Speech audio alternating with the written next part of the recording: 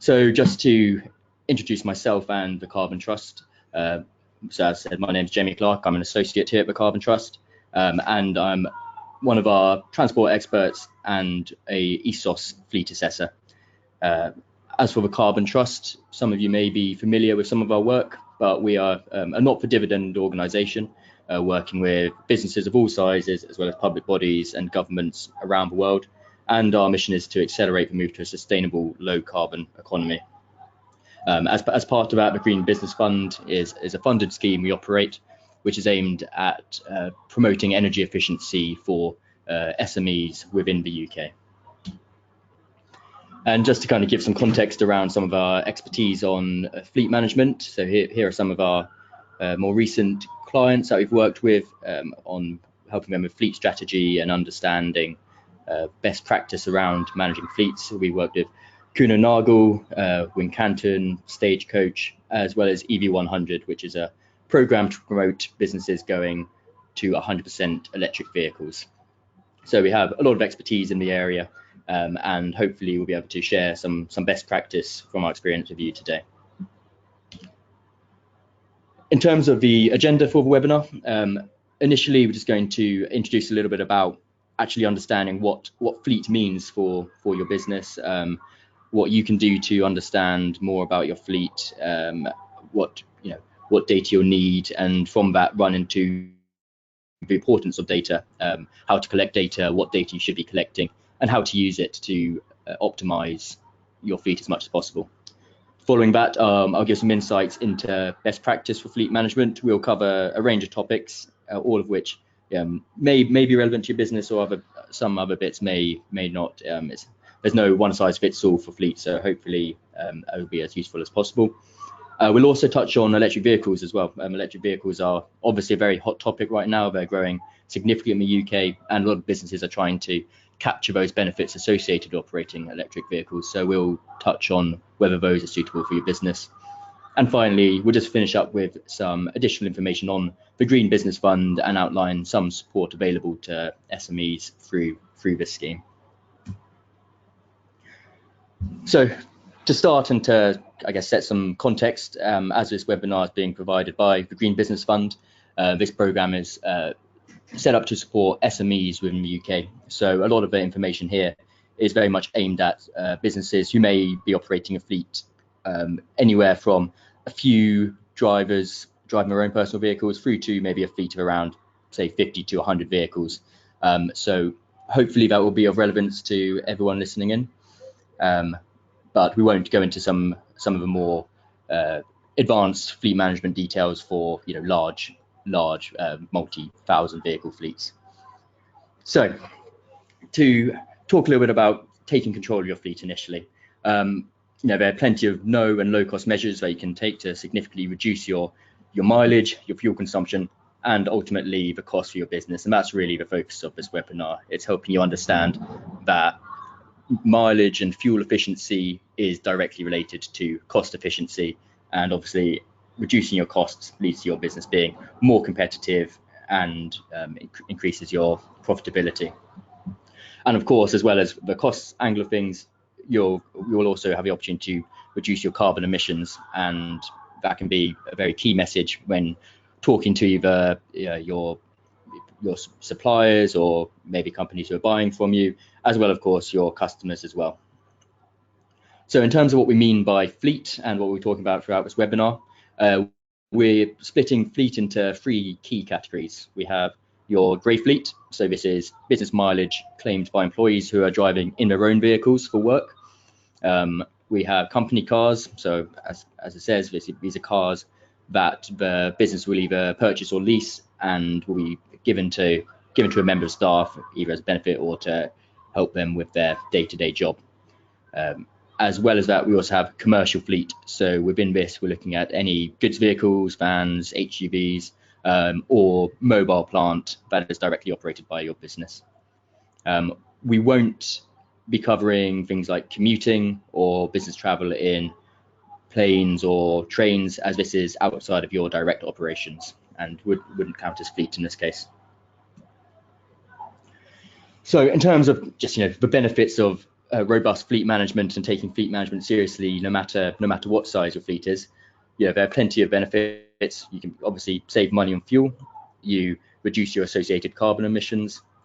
You reduce future risk to your business as well. I'll touch on this on the next slide, but there's obviously some new regulation here in London around clean air zones and low emission zones. So by taking your own fleet's efficiency seriously, you can mitigate any future risk with that.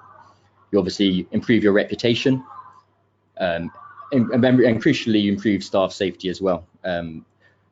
Business travel can be one of the highest risk areas for incidents at work. So by taking fleet management seriously, you can improve safety for your staff and reduce your own maintenance costs. And of course, you can comply with any law and legislation as well. And just to give some of our kind of our own experience and actual findings from working with some of our customers in 2014, 2015, as part of ESOS, the Carbon Trust audited over 100 large company fleets, and basically these audits covered over 40,000 vehicles. And from that, we found on average for a company, 23% of energy spend was actually on the fleet. So this is not an insignificant amount. And from some of the low cost opportunities we found, on average, you could reduce the carbon intensity by 15%. And yeah, as I said, reduction in carbon is directly correlated to a reduction in cost as well. So there are significant savings available to you. So just to come back to what I touched on with regards to risk mitigation, you may have heard that in the UK, the sales of new petrol and diesel vehicles is to stop by 2040. So that this is quite a significant policy to implement. And if your business isn't ready for that, you could find yourself getting caught out or having to experiencing high additional costs from by having to change vehicles at short notice. And obviously 2040 is a while off, but only a couple of months ago here in London, they implemented a clean air zone, and local authorities around the country are looking to implement similar schemes. So if you're operating a fleet of maybe older vehicles running on just diesel alone, you may find that there is additional cost to operating those vehicles within urban areas, or it may be the case that you can't take those vehicles into urban areas at all, which may be very impactful on your business. So by managing your fleet and making sure it's fuel efficient and you have very efficient vehicles, you can be prepared for any future changes to legislation. And it goes beyond just carbon as well. Air quality is a serious health issue as well. So there'll be, I'm sure, lots of policies in the near future to reduce the level of air pollution in urban areas. So what is the kind of the first step to taking control of your fleet management? We'd suggest that initially, whoever kind of has associated responsibility for the fleet, and if there is no one who has that, then of course you want to assign someone as soon as possible. Maybe a dedicated fleet manager, or if it's a small business, it may be more than likely that it'll be a finance controller who handles expenses. But one person should be allocated responsibility for your fleet, and then you should look to answer these questions. So who it is within the business who carries out business mileage. So as again, commuting would be excluded from this. We're just talking about mileage carried out for work, so driving to meetings, deliveries, attending different sites within your business, this kind of thing. What vehicle they drive, whether it's their own personal vehicle or who's assigned which company car or company van. How many miles do they drive each month or each year? This could be got through claims or odometer readings. You want to know how is fuel paid for and how much is spent on fuel, or how much is reimbursed to staff each year. Of course, are the driver and the vehicle fit to drive? Has a passed MOT? Has the driver had any particular training? Is their license valid? That kind of thing. And then also using the information above, what are the associated carbon emissions? So obviously that is quite a bit of information may be a bit daunting to collect about your fleet. So I just want to kind of highlight the importance of why we suggest you collect this data and the best practice of how to collect it. So it's for the old adage, you can't manage what you don't measure, and all fleet management and monitoring any improvements is underpinned by having good data available. If you aren't tracking these things, then you won't know whether any changes are having a positive effect on your business, and you won't know what particular areas to target. As it says here, if you were looking at some of those questions in the previous list and thinking, oh, I don't know that, or struggling to answer any of those, then your current level of data collection is probably lacking in some areas. The most important thing with data as well, while it's very useful to collect it and have it there, you also want to actively use it, and you can use it to establish KPIs or targets, and these will allow you to identify inefficiencies within your business, and this can be used to either identify drivers who are perhaps not performing as well, or also to reward staff who are driving efficiently and to encourage better behavior when it comes to fuel efficiency. Fuel is a business cost, and very often it is overlooked as just a kind of a necessary expense, but it should be treated as a cost just as any other operating cost, and by reducing this you can make your business more competitive. So in terms of what kind of the basics are when it comes to collecting data, when it comes to the vehicles, whether it's staff driving your own vehicles or whether it's your own commercial or company car fleet, you want to have basic information such as the registration, the make and model, the emissions rating. If you don't know the emissions rating, the vehicle provider will be able to provide it, or you can find it online as well. Business mileage, so collating, we would recommend monthly how many miles each vehicle is being driven. And you want to have that split by vehicle as well. And then also how much that business mileage is costing, so how much is spent on fuel or either how much is reimbursed to the vehicle. As well as that, you also want your health and safety data, so MOT details, driver's license, and proof of insurance as well. We'd recommend keeping this information in a readily accessible kind of Excel template, or there are also providers of data management services who will be able to provide this information very easily and make it as easy as possible for you to store this.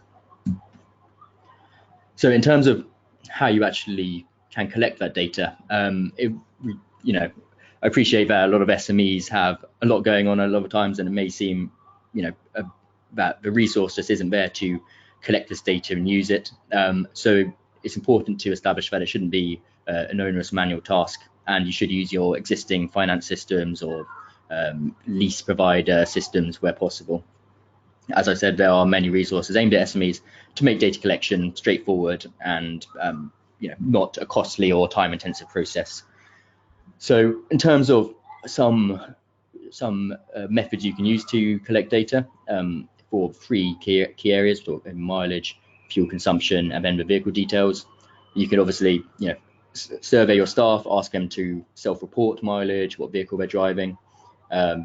You can use expenses claims, and imagine that's probably the way most SMEs will have that data. Fuel cards, I'll talk about fuel cards in the next slide, but we'd very much recommend using fuel cards, as this can actually track your fuel consumption and can allocate it to particular vehicles. Telematics, we'll cover telematics as well, but telematics are software systems which track vehicles and can record a huge range of data, all those three categories there. Fleet management apps, a lot of fleet providers also provide apps which are kind of telematics light and can do a lot of the same data analysis. And if you are operating a kind of a heavier mobile plant fleet, you may receive fuel supplier bills to give you your overall, say, gas oil or red diesel consumption over a period. So you can use those bills as well. Really about understanding what your business already does and what is most feasible to use to collect this data.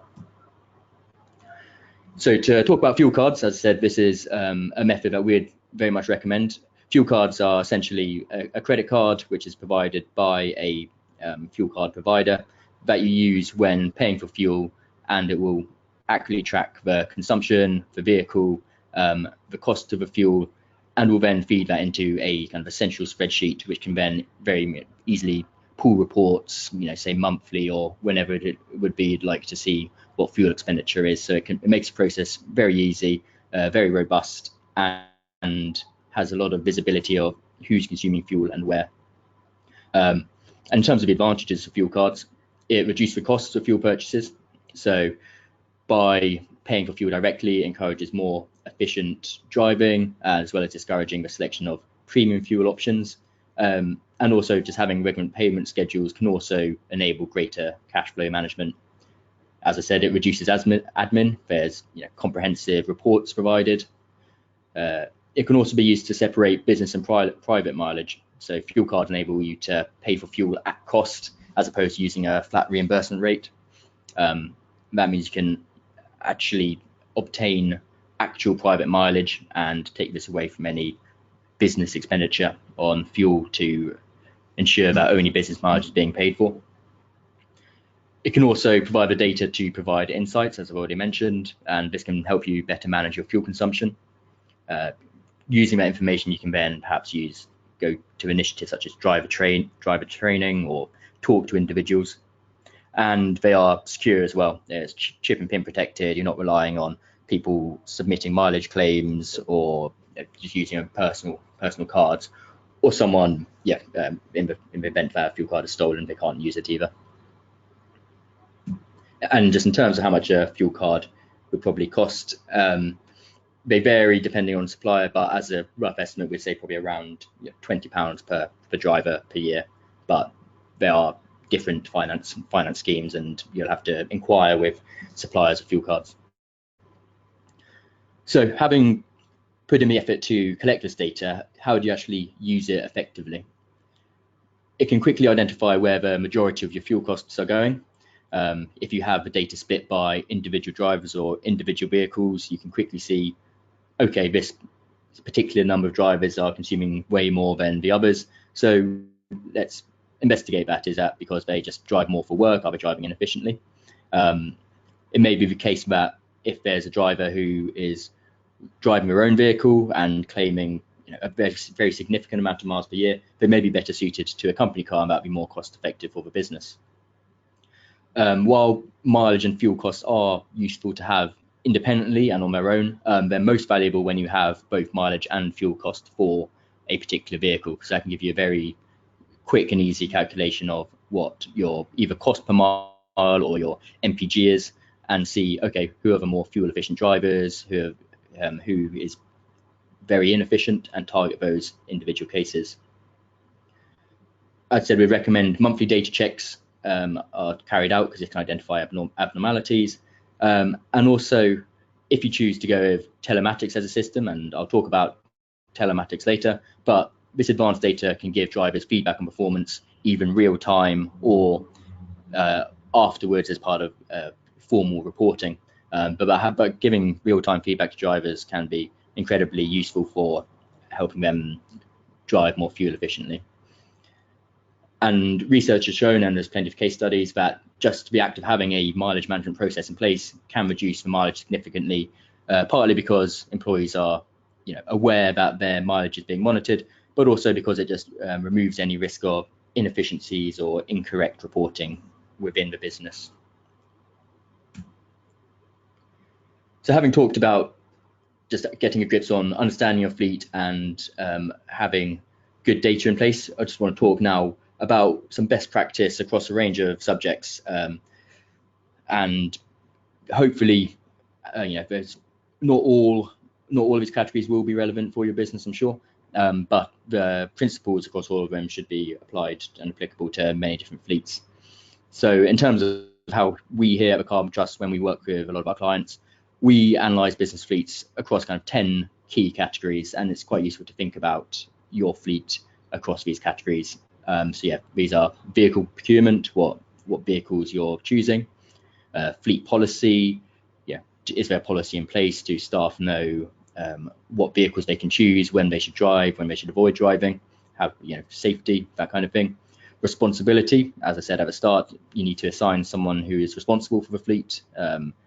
They need to know what their objectives are and take control of your fleet.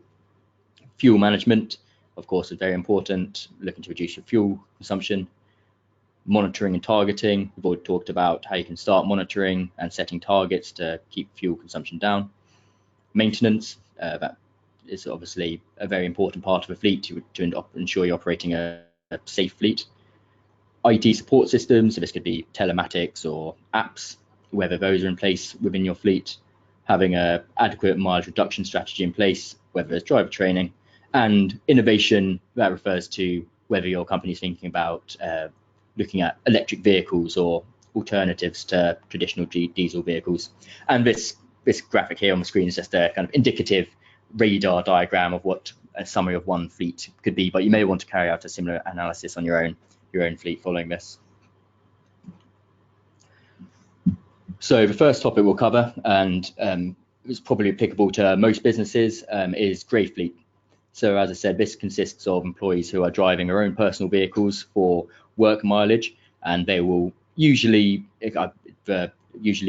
maybe monthly, every other week, claim the total mileage back from finance and receive a reimbursement for that. Typically, this is done at a rate per mile as opposed to directly claiming for the fuel, but businesses may do this in different ways. So why is it important to consider grey fleet, and why is it perhaps not the optimal way for your fleet to operate? So when it comes to fuel efficiency, the average UK car is actually 7.4 years old, which means they're less efficient than your typical company car, which you can lease.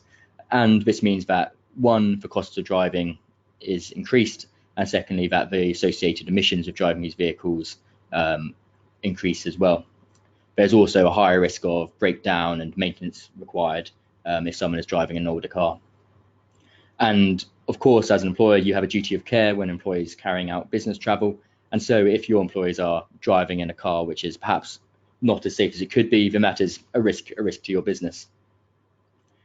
So best practice, so including when to avoid driving, when maybe public transport as an option instead, how to appropriately claim mileage, should be detailed in a written company travel policy. And if you don't have a policy in place, then that is another immediate step you can take to establish that and ensure staff know when they should be driving and what the policy is in place for claiming mileage. This policy should be written, following engagement with your staff, because of course you want to understand what your staff's needs are, understand why they're driving, what kind of journeys they're making, and you don't want people to think that you're coming down with a hammer on them and imposing new restrictions on them. It's all about working collaboratively with your staff to ensure that they understand the objectives of having fleet management policy in place, the fuel savings, the environmental benefits, and the safety benefits as well. So managing your grey fleet and arguably reducing the amount of grey fleet travel that is carried out is a very important step. And to follow on from that, a lot of grey fleet use just recommended mileage rates.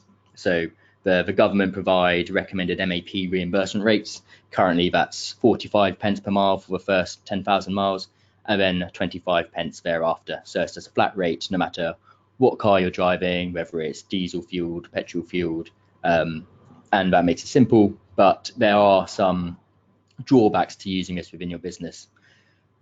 So probably the most important thing to consider is this 45 pence per mile isn't just the cost of fuel. This includes assumptions on the depreciation cost as well as the maintenance cost as well to the driver. So this can be especially noticeable if someone is driving an older vehicle. So the depreciation cost assumptions may be too generous. So in fact, the driver may be seeing this 45 pence per mile as actually kind of profit over what they actually spend on fuel. And so employees can see this as extra income, and it can incentivize people to round up say 9 miles to 10 miles, which is a 10% increase in your costs. And it may also incentivize just doing more miles because they receive more money back. It also doesn't incentivize drivers to drive efficiently or to choose low emission vehicles. And as a business, you don't know what your exact expenditure on fuel is. You just have your total reimbursement cost.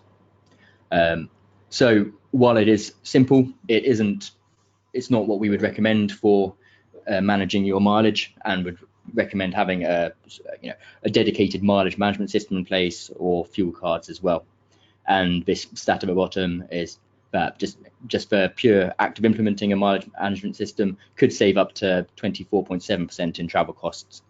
That is through a combination of staff no longer overclaiming or rounding up, as well as staff being more aware that their mileage is being actively monitored, so they make better, more efficient decisions. So for businesses which go beyond grey fleet and have their own company cars, company car selection is obviously a very important part of this. So generally, it's a rough estimate, but company cars are suited for staff who are driving over 10,000 miles per year. This because at this point, the cost of operating a car is more cost efficient than reimbursing someone for each of those miles. Company cars are predominantly provided by lease providers, and they'll be on a 2 or 3 year lease cycle usually. And a lot of lease providers are very on top of understanding the needs for low emission vehicles, fuel efficiency, and will provide low emission options, and often will help you understand what's best for your staff, and have many systems in place to provide fleet management support and help you choose the best option for your business. Vehicles also are typically newer, maybe only a couple of years old, and so are much more efficient on average than the average UK employee car. And this will have a direct impact on your bottom line, as this is less money spent on fuel for the same amount of travel.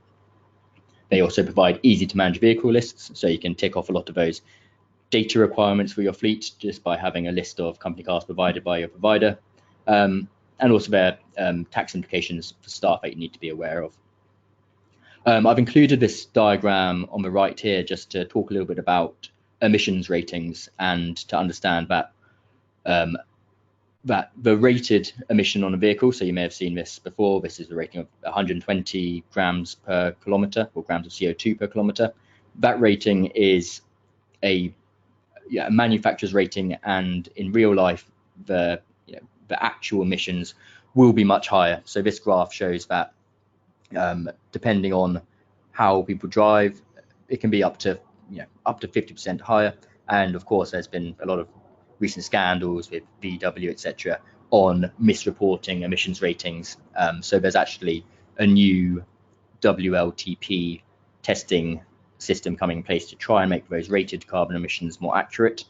But even then, in real life driving situations, the car will emit more emissions per kilometre than the manufacturer's guidance. So that's important to take into account if you are using that data to calculate your associated carbon emissions with your fleet. When it comes to operating a commercial fleet, a lot of businesses will have a fleet of vans or heavy goods vehicles, and I mean, it goes without saying, but you want to select vehicles that are well suited to the task.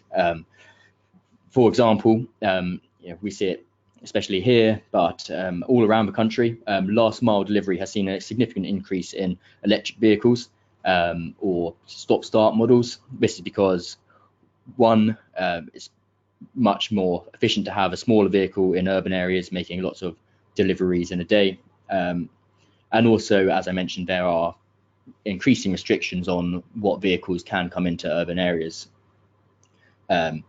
Obviously, as well, loading has a significant effect on fuel efficiency, and the RAC estimate that this could be up to 2% more fuel use for just 50 kilograms of extra weight on board.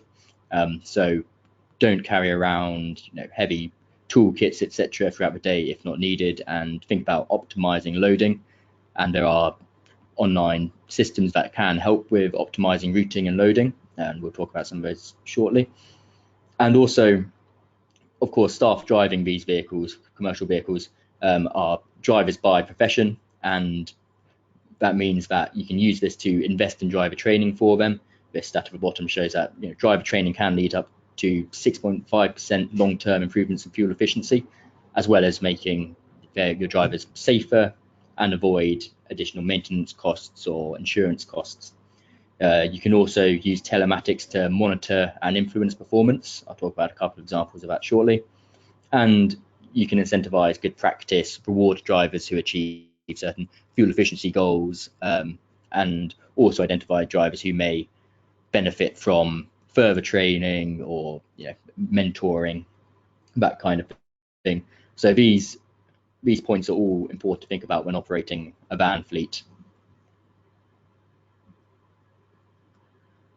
So to move on to telematics, as I said, telematics are a connected system where you have usually an onboard device on board the vehicle connected to a central server, and this can be from a basic chip in your car which just tracks GPS movements through to a live feedback system which is tracking engine revving, braking, accelerating, harsh cornering, this kind of information, and can feed that back to the driver as well as produce detailed reports for the fleet manager. And from our experience working with a lot of our clients recently, they see telematics has normally had one of the most significant impacts on their overall fuel consumption, and the use of telematics in the UK has grown significantly, with the RSC reporting that 65% of businesses are now using their technology in their fleet. And this is for a number of reasons, and this isn't just a fad. This is because there has been proven positive impacts on driver safety, driver performance, optimized routing. You can use telematics to, like you would with a sat nav, have the best route available, avoid areas of traffic, optimize delivery routes. The automated tracking of data, so a lot of those data collection issues we talked about earlier, they automatically can feed into reports. And also there are reduced insurance claims as well. A lot of telematic systems provide cameras on vehicles, which will reduce your insurance costs and also can avoid any insurance payouts in collisions that were not the fault of a driver. So we highly recommend telematic systems, and the data they provide is extremely valuable and has a lot of actual real world efficiency improvements. As you can see here, Tesco, they implemented telematics in their van fleet, and they saw them reduce fuel consumption by 12% and also reduce their maintenance costs by 6%. And while we have been talking about vans and heavy goods fleets, it's also important to realize that this isn't just applicable to those. You can use telematic systems in company cars. GPRS itself is just a telematic system, and also see a lot of the same benefits.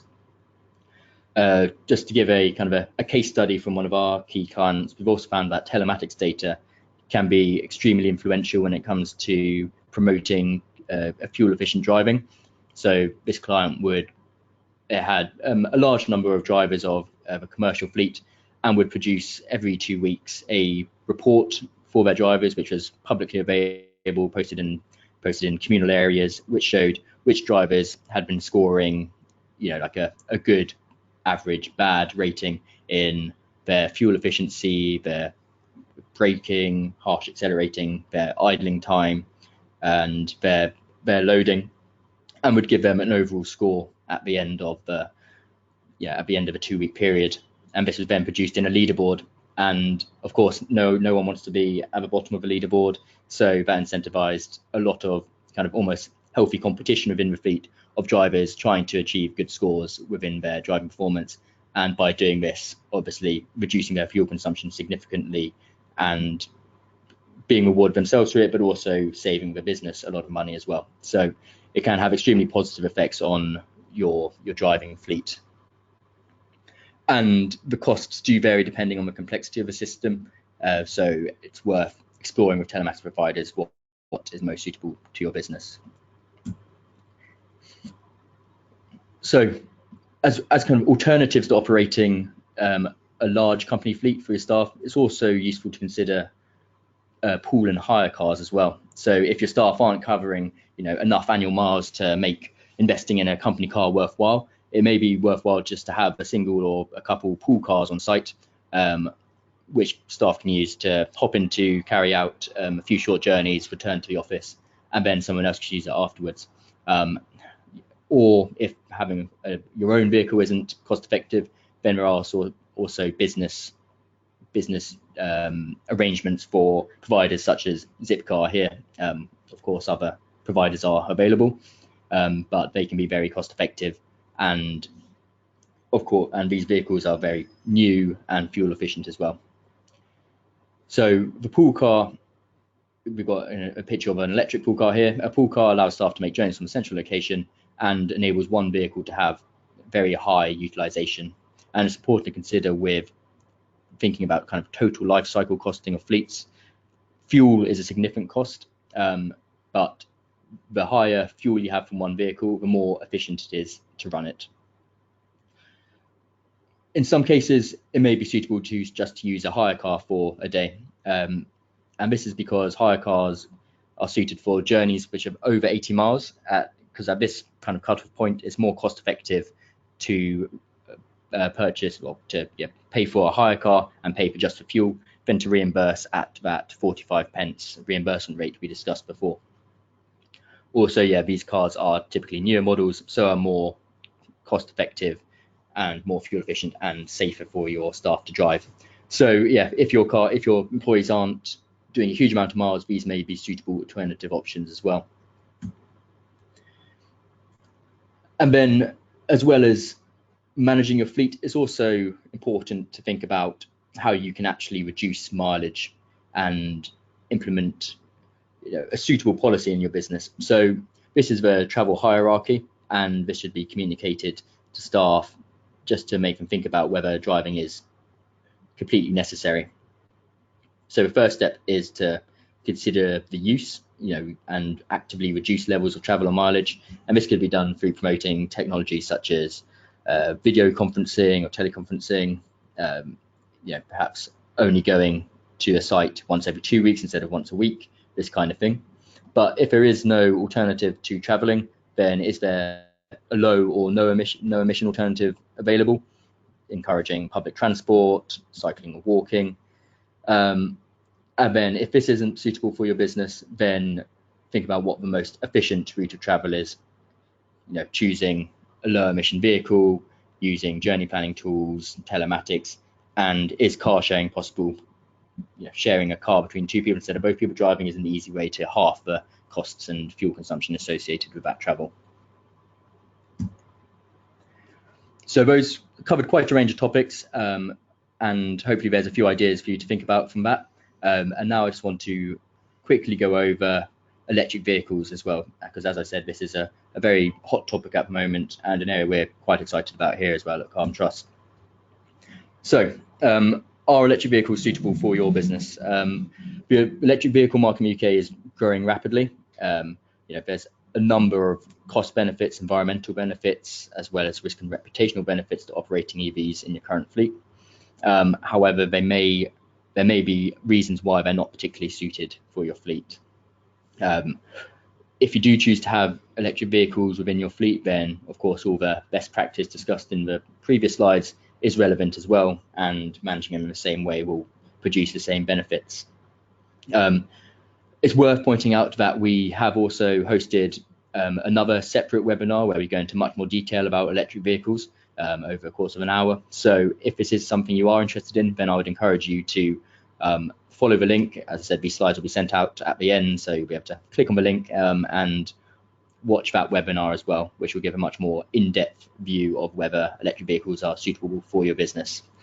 However, I'll give just a short overview of electric vehicles now for you quickly, and this may inspire you to think about choosing these for your business as well. So in terms of what classifies as an electric vehicle, you've probably seen these about, but you can have the pure electric vehicles, which are BEV, so battery electric vehicle, where the vehicle is wholly driven by an electric drivetrain and it needs to be charged at an external power source and then operates for a set range on that charge.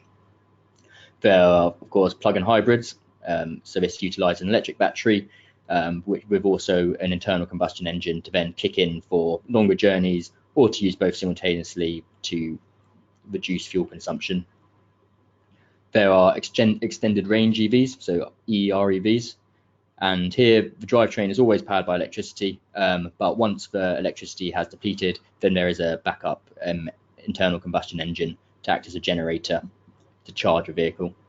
And there's also hydrogen fuel cells as well. These are less common than some of the previous examples, but this uses hydrogen to generate electricity and only has water as an output from a process. Of course, 2 and 3 vehicles such as scooters, delivery bikes, forklift trucks may also be fully electric as well, worth considering.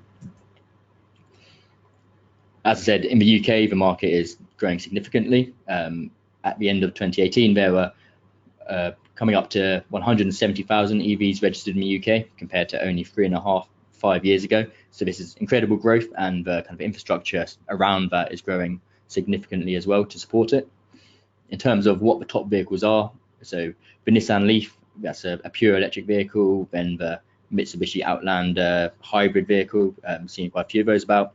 Followed by then some BMW models.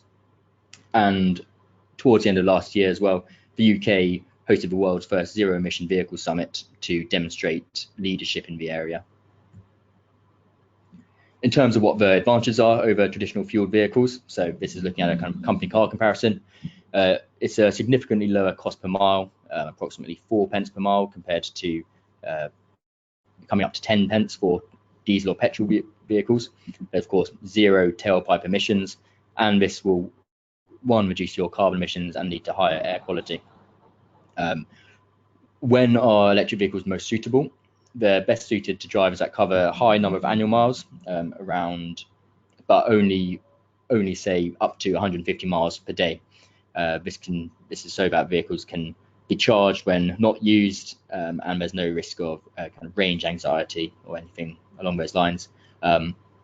It's also well suited to drivers who are driving in urban areas. Motorway driving is usually better suited to hybrid or traditionally fueled vehicles.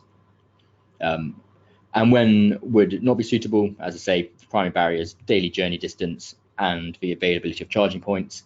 There is plenty of great resources, ZapMap being one of them, for seeing where the nearest charge points are. And it may be the case that you wish to install a charge point at your own place of work.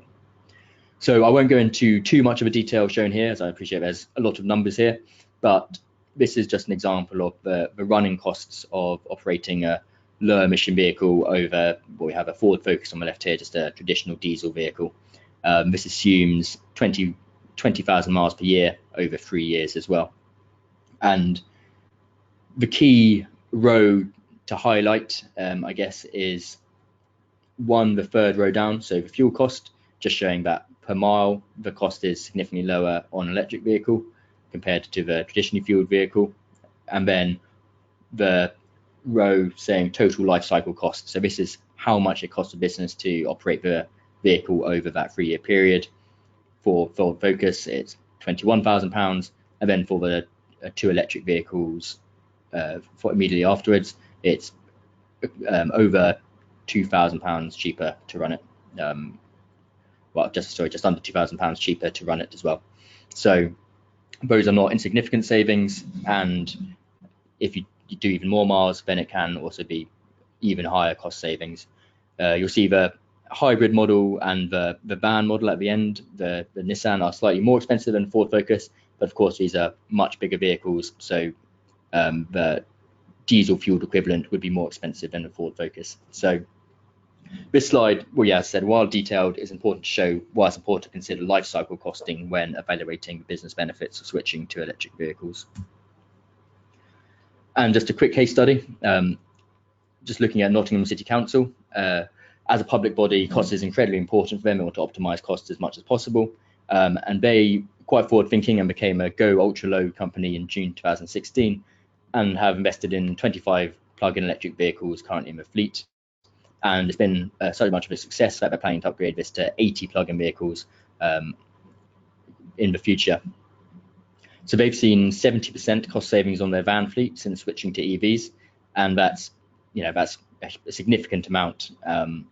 And they've been growing their electric vehicle fleet significantly since then, just 2 vehicles in 2010, and as I said, aiming to go to up to 80. So it's a good real life example of a very cost conscious business implementing electric vehicles and seeing significant savings off the back of that. As I said, if you'd like to see more information on electric vehicles, I'd encourage you to watch our other webinar on the topic, which provides a lot more detail on some of the points I just went through. So that is really, I appreciate it's quite a lot of information to take in, but that is an overview of best practice for fleet management, and hopefully I've given you a few ideas of starting points for managing your fleet, and hopefully identifying some areas where maybe you might be able to reduce your fuel consumption or make more efficient choices to reduce your overall costs, and also to improve the safety of your staff who are traveling for work as well. So I'm now just going to cover some of the other services available under the Green Business Fund. So as I said, the Green Business Fund is a funded service, which means these are free for SMEs. So if you want to talk to one of the Carbon Trust advisors around energy efficiency, then there are a number of different services available, and I'll just quickly run through these. So we host workshops. So these are two-hour workshops. They're all around the country. You can see some examples of upcoming workshops in the diagram there. And these are hosted by one of our experts and just give a good overview of understanding your energy consumption. Fleet, of course, is a part of this, but also looking at your energy consumption within your buildings and other energy consuming areas. It can help you identify no and low cost measures, and it's aimed at SMEs, companies with under 250 employees. If you are interested in attending one of these, then you can visit the Green Business Fund website and register your interest as well. As well as workshops, we also offer opportunity assessments. These are either remote or on-site audits, which are delivered by one of our engineers, where they'll come on site, talk to you around your top 3 opportunities for reducing energy consumption, and will give you a detailed report bespoke to your organization, assessing your current energy management approach, and give you some ideas on the next steps to actually realize these savings. Again, this is just for SMEs.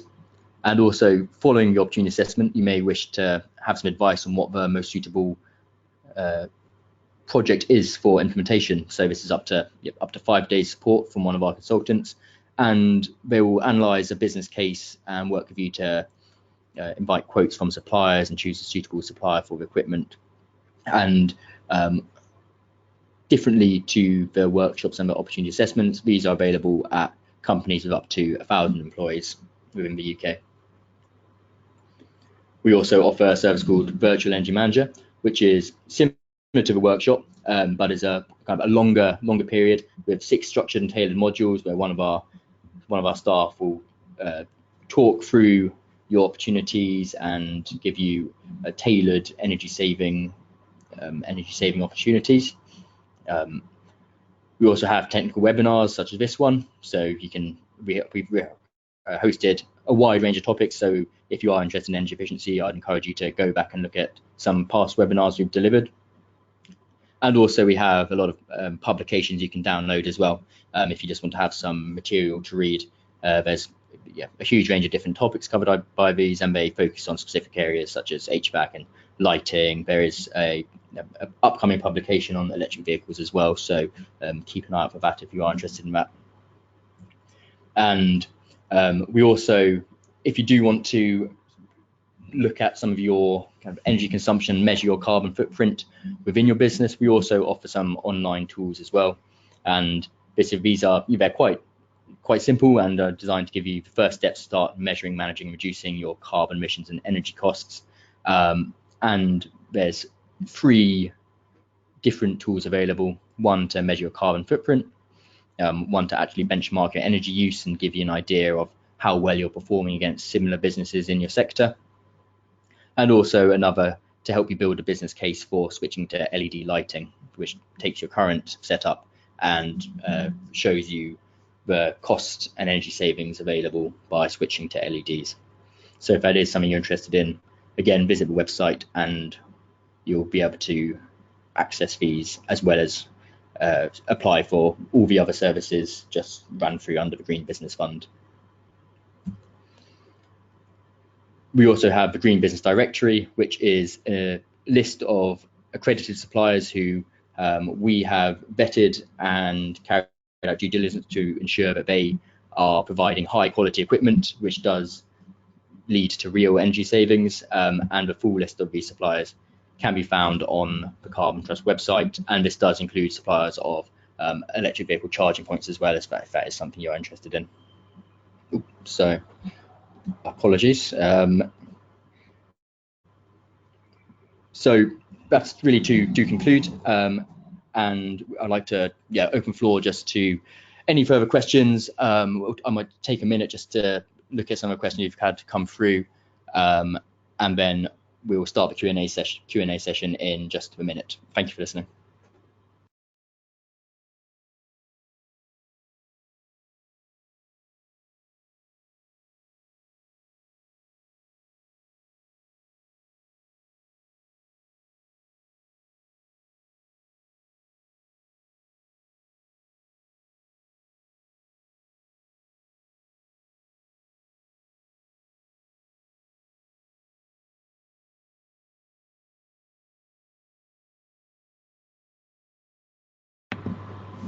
Okay, so just to run through some of the questions we've received. So the first one is, will these slides be shared? And yep, the slides will be sent round to all attendees afterwards as a PDF, as well as the webinar being available on YouTube in a future date as well.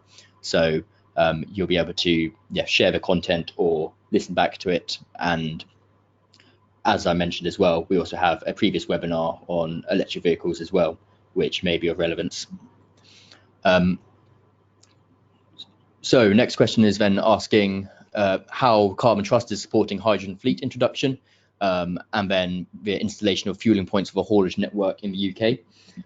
So I can't speak in personal experience, as this is an area that our policy and energy networks team would deal with more than I would. But we work with a lot of leading transportation companies, as I saw in the earlier slide, and we help them understand what the most fuel efficient and cost efficient choices are when it comes to alternative fuels, and we help them build a business case for these options. So if hydrogen fleet is a suitable option for them, then we will work with them and help them build a business case to implement these fueling stations. And it's really then, I guess, on down to the companies to lobby for these points to be available. I'm afraid I don't know if we're doing anything particular on hydrogen at the moment, but we have technology teams and energy network teams who are always looking for low carbon alternatives to the traditional setup. So I would expect that there's definitely work being done in this area.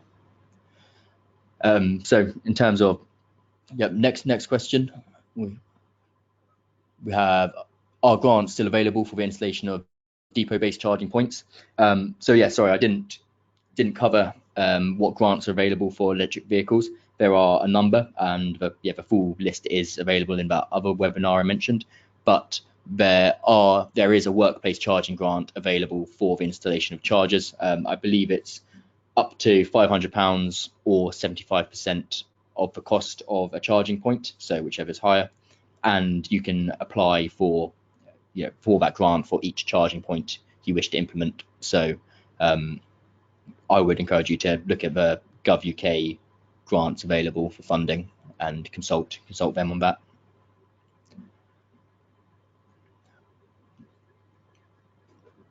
And I think that is all the questions we've had through. So if anyone has anything else they'd like to add, then I will take that question. Or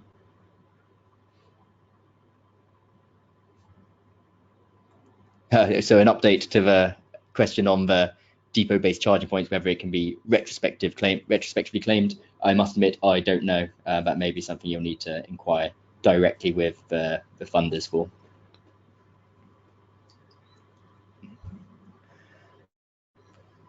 Great, and I think with that we will end the webinar.